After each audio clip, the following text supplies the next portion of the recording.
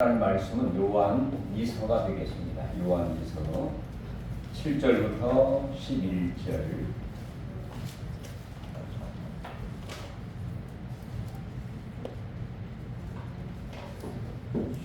The Bible, John's 2, verse 7 to 11 verse. 7절부터 11절을 같이 합독하겠습니다. 미혹하는 자가 세상에 많이 나왔으니 이는 예수 그리스도께서 육체로 오심을 부인하는 자라. 이런 자가 미혹하는 자요 적그리스도니 너희는 스스로 삼가 우리가 일한 것을 잃지 말고 오직 온전한 상을 지나쳐 그리스도의 교훈 안에 거하지 아니하는 자는 다 하나님을 모시지 못하되 교훈 안에 거하는 그 사람은 아버지와 아들을 모시느니라.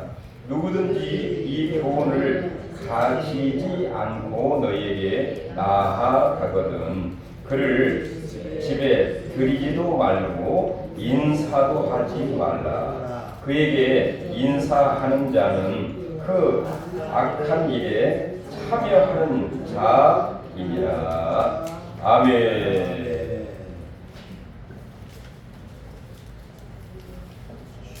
자, 1년의 절반이 넘어갔습니다. 요즘에 야외 활동하기가 정말 무서운 뜨거운 그런 열기를 품고 있습니다. 따라서 이 열대야 현상은 우리의 생활과 또 우리 신앙생활에도 상당한 장애물이 될 수가 있는 것이 사실인 것 같습니다. 왜? 우리가 원하는 것이 시원한 생수, 또 시원한 에어컨 바람, 그리고 쉼을 줄 수 있는 그늘을 원하는 것이 바로 요즘에 우리의 사실 바람이라고 볼 수가 있죠.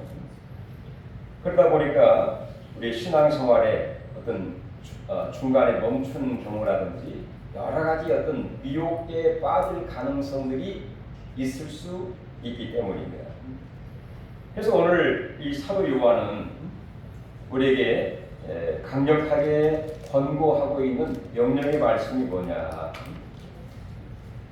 우리가 일한 품삯을 잃지 말고 온전한 상을 받으라.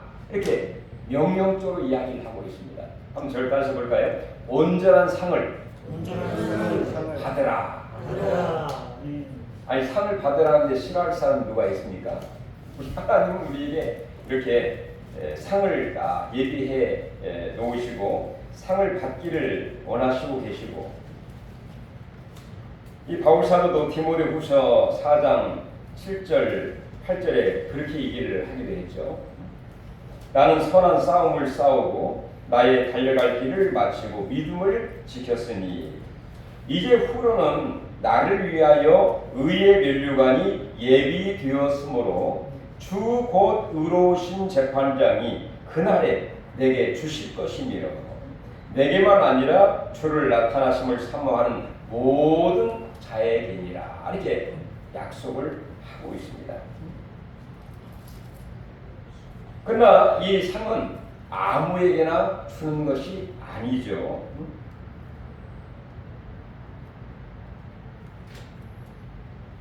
특별히 고린도전서 9장 24절에서 27절에 보면 운동장에서 다른질하는 사람들이 많이 있는데 그 중에서 상을 받는 사람은 극소수다. 이렇게 얘기를 하면서 상을 받기 위해서는 몇 가지 조건을 우리에게 이야기를 하죠. 첫 번째는 먼저 그 경주를 위해서 부지런히 훈련을 하고 우리의 몸가짐은 아주 단정하게 꼭 필요한 그 옷차림으로 그 경주에 임하고, 두 번째는 분명한 목표를 정하고, 세 번째는 최선을 다하되 인내하면서, 네 번째는 우리 생활의 모든 면에서 절제를 하고 싶은 모든 것들을 다 하면 어떻게 경주를 하겠느냐. 바로 경주를 위해서 많은 것들을 절제하고, 그 다음에 지혜롭게 모든 이 구간들을 적당한 이 배열을 하는 지혜가 있을 때에 바로 경주에서 상을 받게 된다라는 말씀을 하고 있는데요.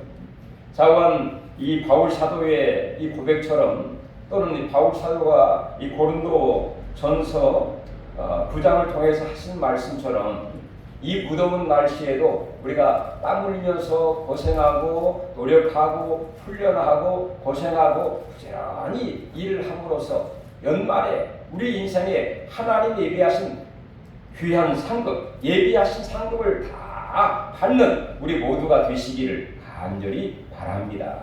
아멘. 아멘. 아멘. 네. 아멘이 이렇게 적습니까? 다 상을 받으시기를 바랍니다. 아멘. 네.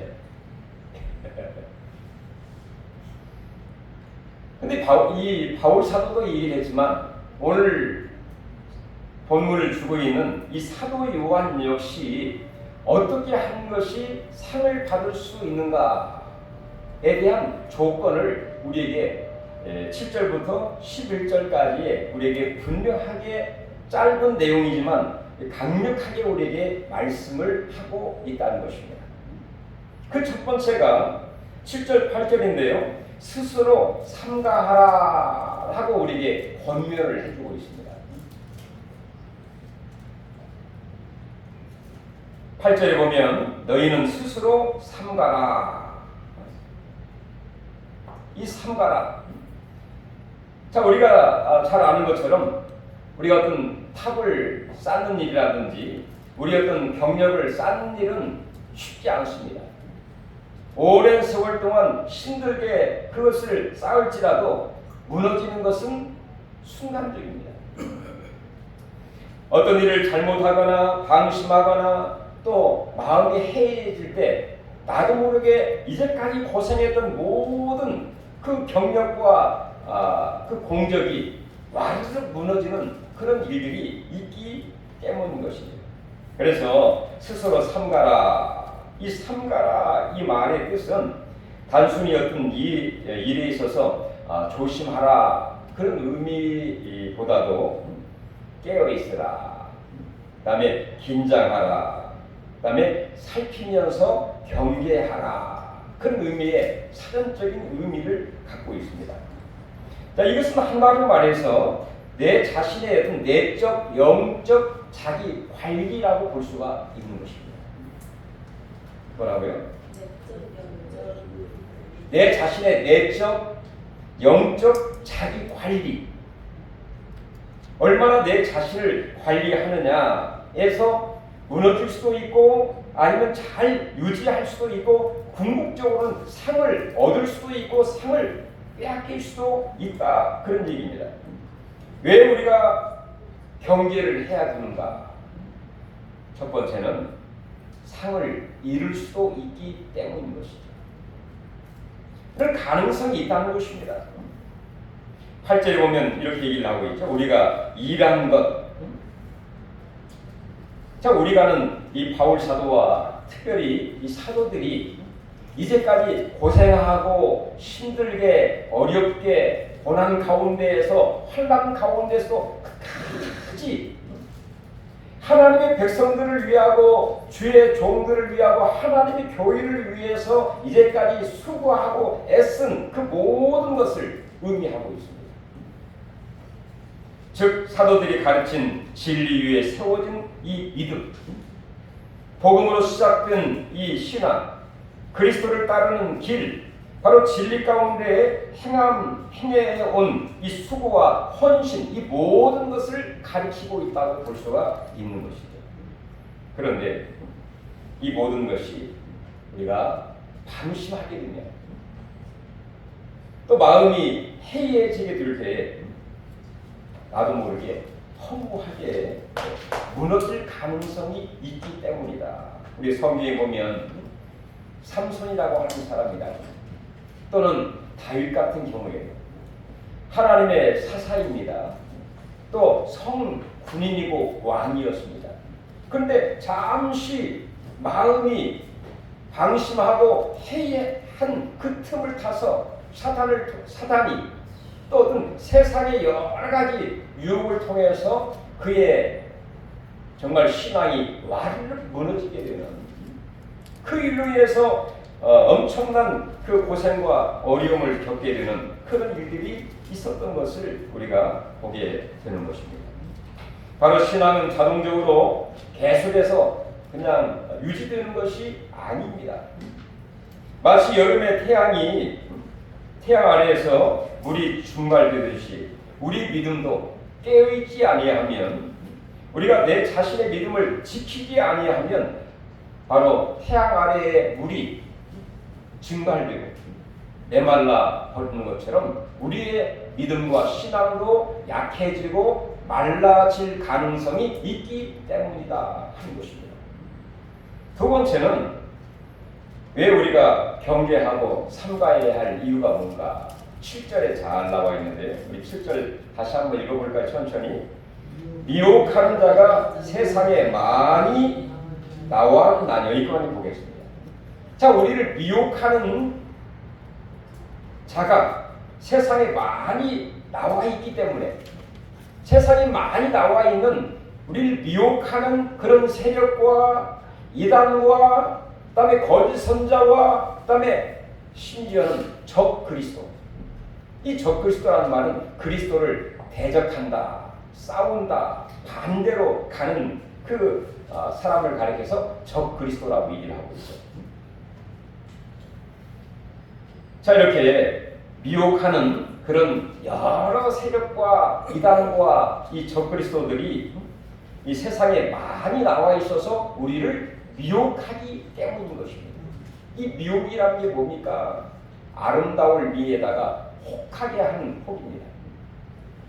겉모습이 아주 아름답게, 멋지게, 화려하게 우리를 마음을 혹하게 하는 것처럼, 마치 낚시 할 때 낚싯발에다가 맛있는 것을 이렇게 끼워서 던져서 그 물고기를 유인한 것처럼, 이렇게 우리를 미혹하는 세력과 이단과 적그리스도, 이런 일들이 많이 있기 때문에 우리가 정신을 차리지 아니하면, 내 마음을 삼가하지 아니하면 그 미혹에 넘어갈 가능성이 누구에게나 다 있다는 것입니다. 이것은 뭐 특별히 누구에게만 한정되어 있는 게 아니에요. 남녀노소 빈부귀천할 거 없이 우리 모두에게도 이런 미혹이 우리 가까이 항상 많이 있다는 것입니다. 그런데 이 미혹하는 사람들이 누구냐? 그 다음 읽어볼까요? 이는 예수 그리스도께서 육체로 오심을 부인하는 자라. 이런 자가 미혹하는 자요. 그 다음 읽어보시죠. 네, 적그리스도시니, 적그리스도니, 이렇게 얘기를 하고 있습니다. 자, 예수 그리스도께서 육체로 오심을 부인하는 그런 사람들입니다.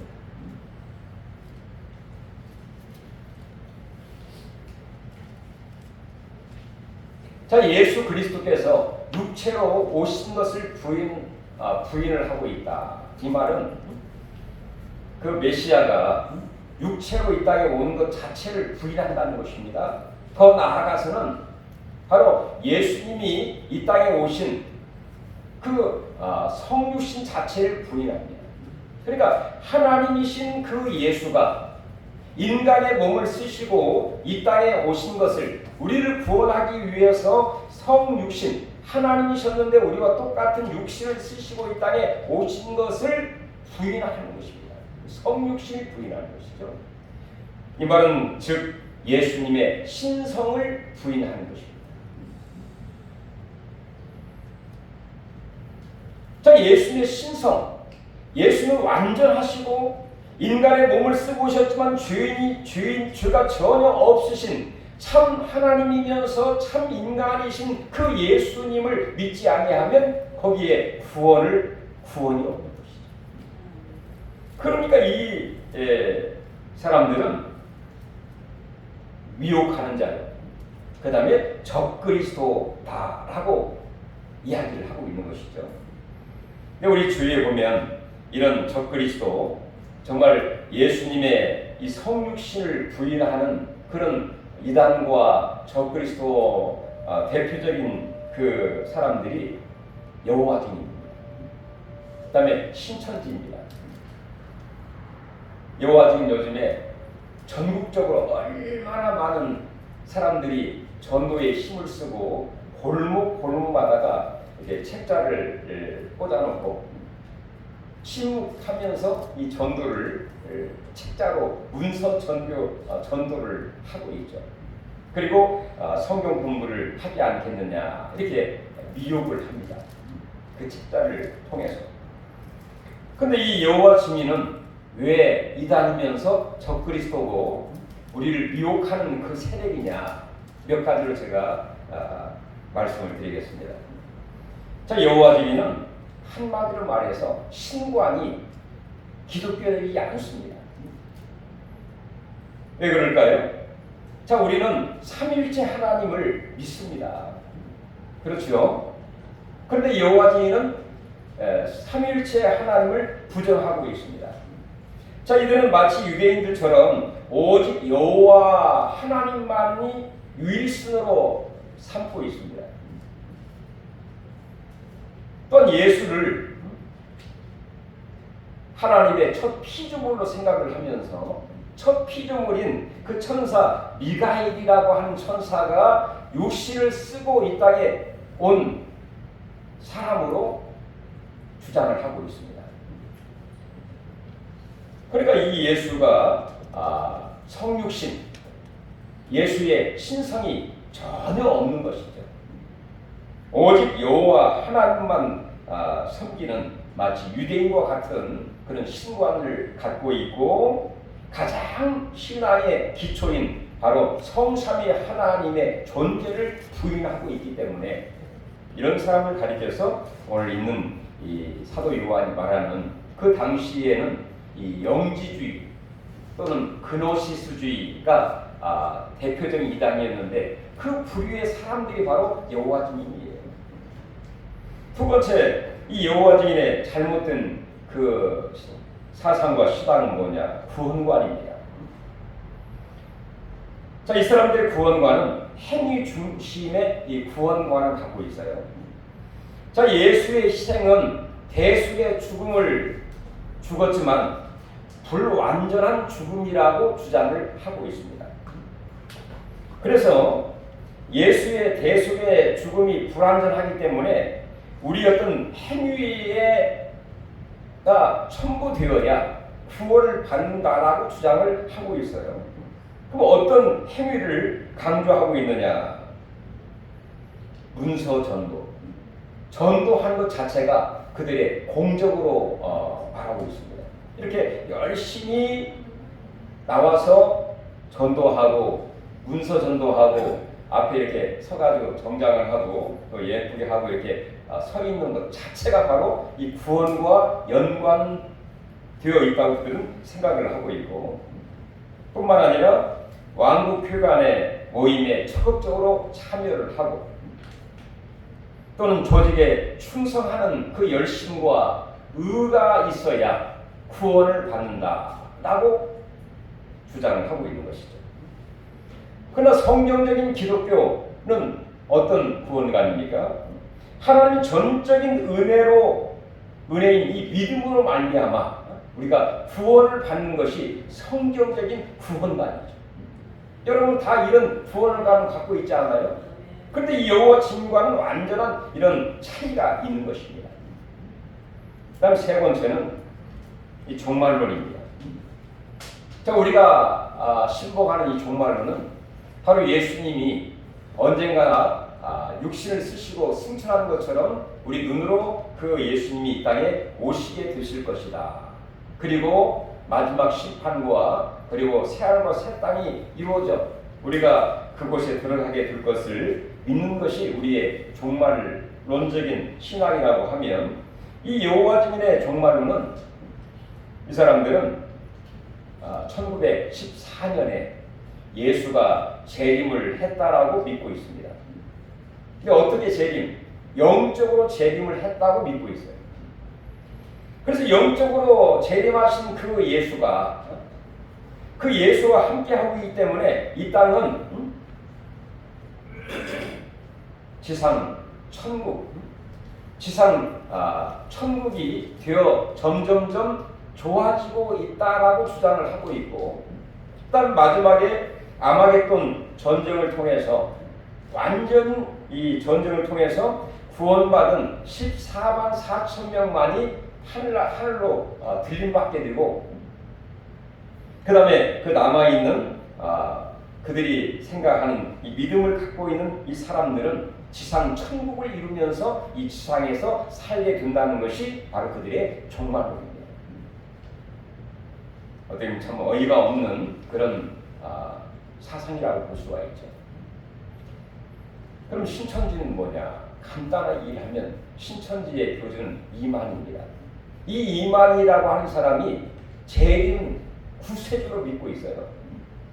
그 사람은 보혜사, 성령으로 부르기도 하고 또 재림 주님으로 믿고 있기 때문에 그 이만희를 믿어야 결국에는 구원을 받게 되고 천국에 가게 된다라고 억지 주장을 하고 있는, 정말 말도 안 되는 그 사상이 바로, 사상도 아니죠, 이 불순한 미혹한 세력이 바로 이 신천지라고 볼 수 있습니다. 말은 그럴싸하게 새하늘과 새 땅, 이 신천지라는 이름을 붙였는데 말도 안 되는 미혹한 그 세력, 이단, 그리고 오늘 이 사도 요한이 강력하게 규정하고 있는 것처럼 이런 자가 미혹하는 자요, 우리를 혹하게 만들어가지고 잘못된 사상에 빠지게 하고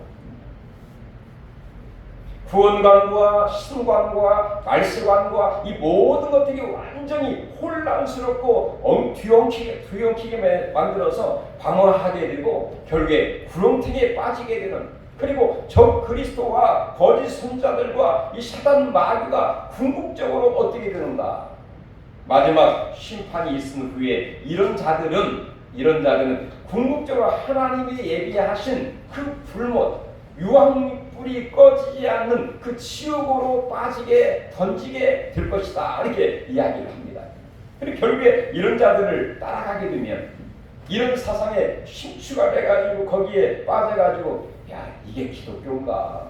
이거 내가 잘못 믿어온 것이 아닌가? 이런 방황하게 되고 갈팡질팡하게 되면 그들의 그 결과, 지옥에 들어가게 되는 그런 일이 있게 되는 것처럼 이 엄청난 이 결과가 우리에게 온다는 사실을 생각해야 된다. 그러므로 우리가 무너지지 않는, 이제까지 우리의 수고한 믿음을 지켰던 그 믿음과 우리의 공적과 그 모든 것이 허물어지지 않도록 하기 위해서 삼가 우리의 믿음과 신앙을 조심하고 삼가 경계하는 것이 상받는 비결이다, 이렇게 말씀을 하고 있는 것입니다. 이런 은혜가 있기를 주의 이름으로 축원합니다. 두 번째는 9절에 보면 교훈 안에 거하라, 이렇게 얘기를 합니다. 우리 9절 같이 한번 읽어볼까요? 지나쳐 그리스도 교훈 안에 거하지 아니하는 자는 다 하나님을 모시지 못하되 교훈 안에 거하는 그 사람은 아버지와 아들을 모시느니라. 자, 교훈 안에 거하는 사람은 하나님 아버지와 우리 구주 되신 예수님을 내 마음속에 모시고 살아가고 있는 그런 사람들이라고 볼 수가 있습니다. 여기에서 이 거한다, 이 말은 단순히 어떤 교훈을 아는 것으로 끝나지 아니하고 바로 그 교훈 안에, 그 말씀 안에, 그 진리 안에 머물고 붙들고 그 기준대로 살아가는 삶이 바로 거하는 삶이라고 볼 수가 있습니다. 그래서 우리가 예를 들어서 내가 어디에 거하고 있다, 내 주소를 말하고 있는 것이죠. 내가 어디에 살고 있다라고 하는 표현할 때 내가 어디에 거하고 있습니다. 내가 살고 있습니다. 마치 시냇가에 심기운 그 푸른 나무가 그 뿌리를 시냇가에 깊이 뿌리를 박고 살고 있는 것, 이게 바로 이 시냇가에 그 뿌리를 거하고 있는 그 삶이라고 볼 수가 있는 것이죠. 자, 그 나무는 시절을 쫓아 그 항상 그 시냇가에 뿌리를 깊게 박고 살고 있기 때문에 시절을 쫓아 과실을 맺으며 그 잎사귀가 마르지 않는 청청한 열매 맺는 그런 나무가 될 수 있게 되는 것이죠. 또한 예를 들어서 달리기를 하고 있는 선수가 자기 달려가는 트랙이 있습니다. 자기 달려가는 그 트랙을 잘 가야 되는데 예를 들어서 거기를 벗어난다든지 그렇게 하게 될 때 안 되죠. 자, 이렇게 우리는 이 하나님의 교훈과 바로 예수님 안에 진정으로 그 말씀 안에 거하는 삶, 어떤 삶인가, 그렇게 두 가지로 우리에게 이야기를 하고 있습니다. 우리 9절 한번 볼까요? 같이 한번 읽어보시죠. 지나쳐 그리스도 교훈 안에 거하지 아니하는 자는, 여기까지 보겠습니다. 자, 지나친다, 지나쳐, 이 말은 예를 들어서 어디 앞에 서야 되는데 거기 그냥 지나칩니다. 패스해버리는 것이죠. 자, 이 말은 적당한 이 속도로 거기에 멈춰 서야 되는데 그냥 앞서 가는 것을 말하고 있습니다. 오버 패스를 하는 것을 말하고 있는 것이죠. 예를 들어서 달리기 선수가 이제 레이디하고 출발 딱 직전에 손을 짚고 그 감독이 호루라기를 딱 불어야 출발해야 되는데 호루라기를 불기 전에 앞서 가게 되면 어떻게 되겠습니까? 문제가 생기는 거죠. 마찬가지입니다. 우리의 신앙생활도 바로 우리가 진리 안에, 교훈 안에 거하면서 살아가야 되는 그 삶에 지나치는 삶이 뭐냐? 내 자신만의 그 생각과 어떤 특별한 계시 또는 철학을 내세워서 바로 그리스도의 교훈을 넘어가 왜곡하는 그 삶을 살아가는 것, 이게 바로 문제인 것이죠. 바로 이런 자들은 스스로 신앙이 있다고 주장을 하지만 하나님을 아들을 모시지 않은 삶과 같다, 이렇게 표현을 하고 있습니다. 그다음 두 번째는 벗어나는 것이 문제죠. 마치 트랙을 벗어나는 것처럼 예를 들어서 말씀을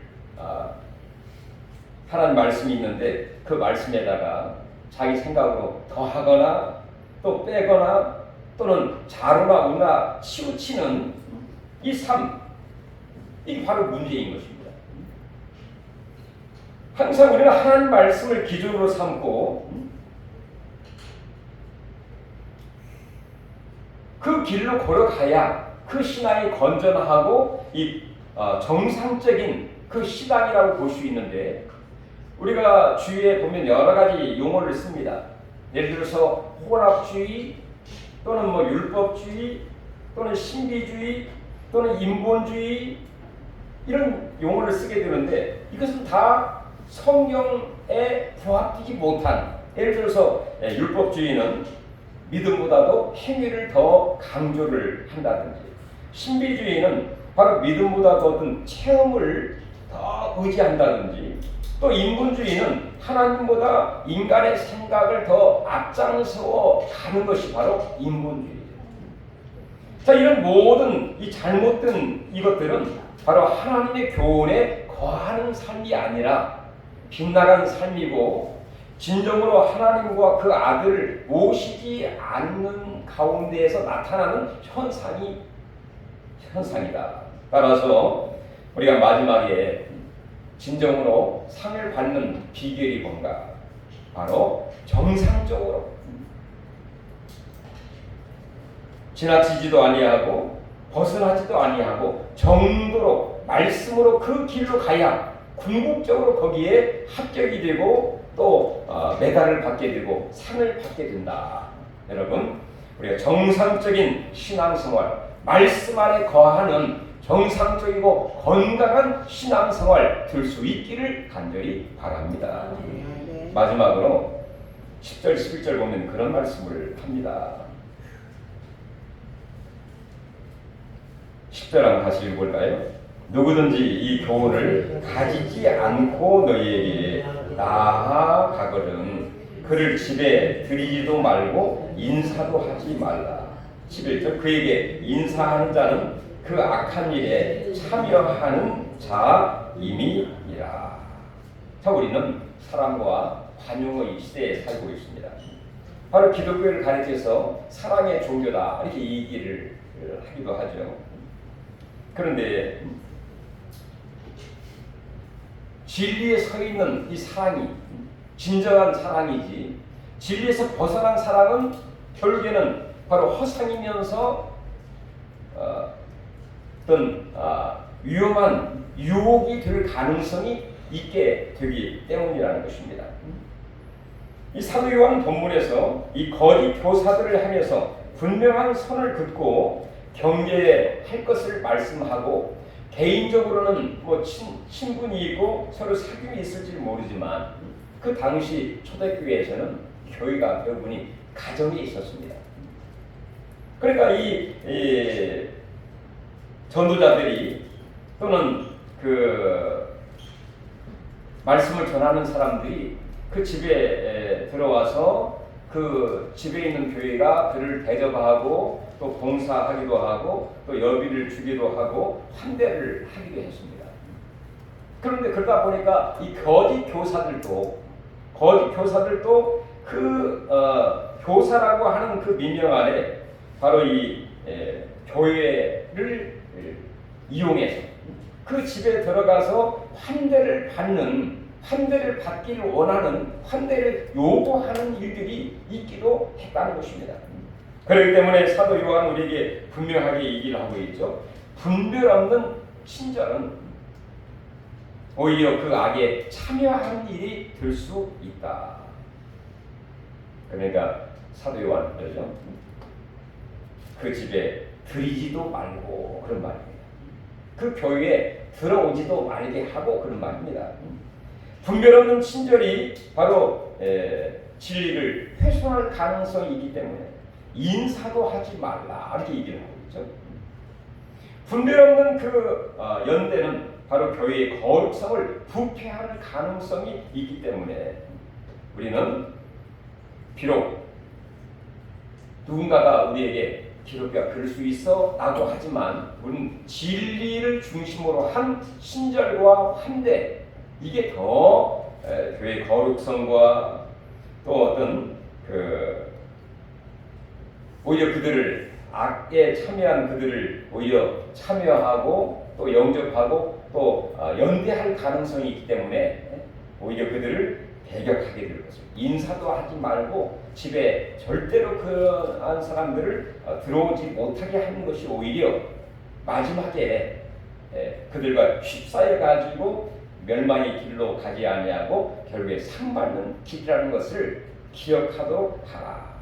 거짓을 분별하는 분별력, 대단히 중요한 것이죠. 여러분, 우리가 가끔 그런 말을 하죠. 우리 여름에 얼마나 땀을 흘렸느냐, 전지 훈련을 어떻게 했느냐에 따라서 메달의 색깔이 달라진다, 그런 말이 있습니다. 우리가 비록 이 여름에 힘들고 어려운 정말 일들이 있지만 우리가 목표를 향해서 이 바울 사도이 갔던 그 길을 바라보면서 우리에게도 여러 가지 그 어려움과 힘든 가운데서도 우리 자신을 늘 살피면서 그리고 하나님의 교훈에 항상 거하면서 분별력을 가지고 끝까지 믿음을 지키면서 하나님 앞에 영광 돌리는 그 삶이 결국에는 하나님의 상급과 연결이 된다고 하는 사실을 기억하시면서 하나님이 예비하신 의의 면류관 반짝반짝 빛나는 정말 금메달 같은 귀한 이 메달이 올해 연말에 또 우리 인생이 마지막에 주님 앞에 섰을 때 이런 은혜와 축복과 영광이 우리 모두에 있기를 주님의 이름으로 축원해 드립니다. 하나님 감사드립니다. 바울 사도에 갔던 그 길이 믿음의 성도들이 갔던 그 길을 저희들이 가기에 부족함이 없도록 날마다 우리가 삼가 조심하게 하시고 진리 안에 거하면서 바른 하나님의 분별을 가지고 바른 신앙, 바른 목표, 또 건전한 신앙으로 끝까지 달려갈 수 있는 우리 모두가 되게 하여 주시옵소서. 예수님의 이름으로 간절히 기도하옵나이다. 아멘.